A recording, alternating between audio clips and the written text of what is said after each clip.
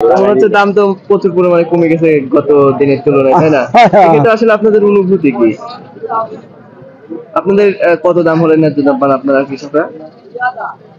আমরা হ্যাঁ, আমরা 3000 টাকা ফুলকপির প্যাকেট রাখি খাই খালি পিজিটি সম্মিলন আর আছে সার বিষ তেল 1 কেজি খাওয়াচ্ছেন 250-300 টাকা কেজি পিজির তো গাড়ি তো আছে 3000 টাকা মন তো পড়েই গেছে।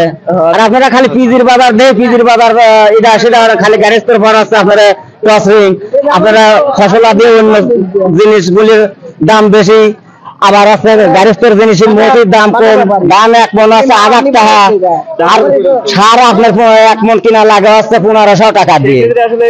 তাহলে সেক্ষেত্রে আপনারা আসেন এক খাতা দিয়ে কৃষকের দেখে খুলে যায় কথা কিছু মনে করেন না।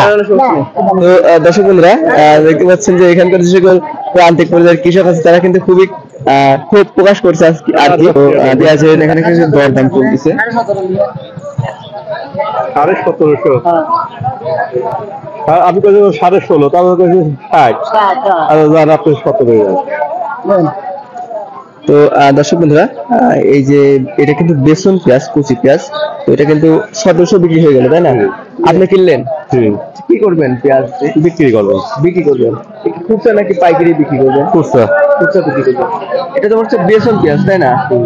বেসন হাটের খুচরা বাজারে ব্যস্ত হয়ে গেল। ও আচ্ছা আচ্ছা আচ্ছা আচ্ছা। তো আজ কত মন পেঁয়াজ কিনা হয়েছে চাচা? আমার কিনা হয়েছে 10 মণ। 10 মণ মতো। এই কুচি পেঁয়াজে কিন্তু না ভালো মানের ভালো কিনেছি। সর্বোচ্চ দাম কত গেল? 2200 সর্বোচ্চ ভালোগুলোর দাম গেল। আচ্ছা, তো দর্শক বন্ধুরা সবাই কিন্তু ভালো থাকবেন সুস্থ থাকবেন, দেখা হচ্ছে পরবর্তী কোনো ভিডিওতে। আল্লাহ হাফেজ।